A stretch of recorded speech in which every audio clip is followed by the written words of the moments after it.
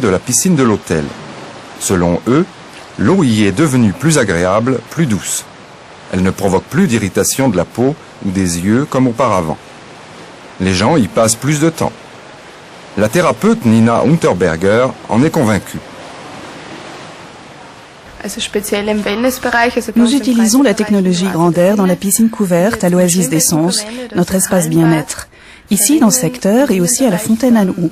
Nous disposons même d'un bar à vitamines où nous proposons diverses boissons, dont du thé et de l'eau Grand'Air. C'est vraiment très apprécié des clients.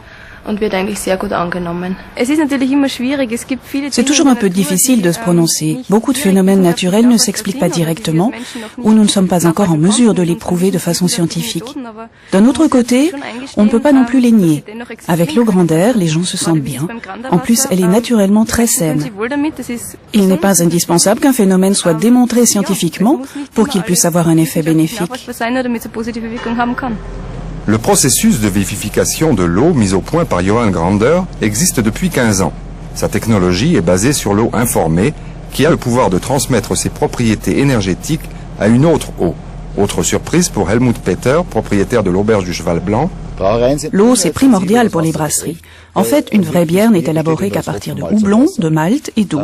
C'est dans ces mêmes brasseries qu'on croit dur comme fer que l'eau Grand'Air améliore le produit tout en minimisant l'usure de l'installation.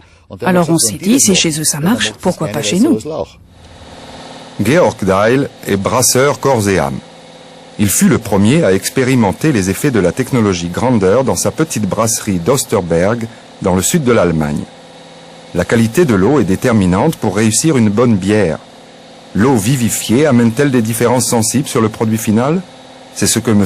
Deil a voulu savoir en s'adressant à l'Institut national de contrôle et dégustation de Munich.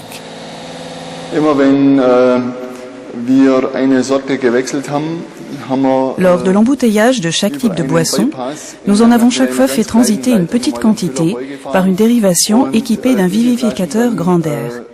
Nous avons ensuite envoyé ces bouteilles pour analyse à Weihenstephan, l'Institut national de contrôle et dégustation. Et bien sûr, nous avons en même temps envoyé des échantillons embouteillés de façon normale, en guise de témoins.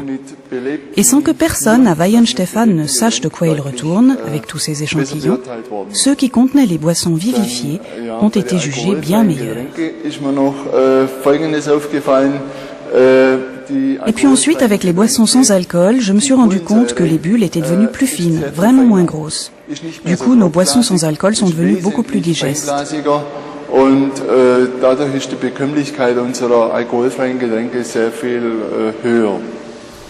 C'est à Milan que se trouve la fromagerie de la famille Bassi.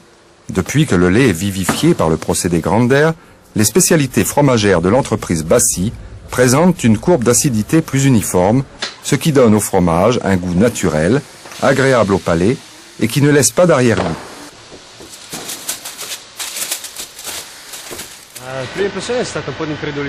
Au début, je n'en revenais pas. Je ne pouvais vraiment pas le croire, car il n'y avait pas d'explication logique. Je ne voyais pas du tout comment cela pouvait fonctionner. Dès la première utilisation du système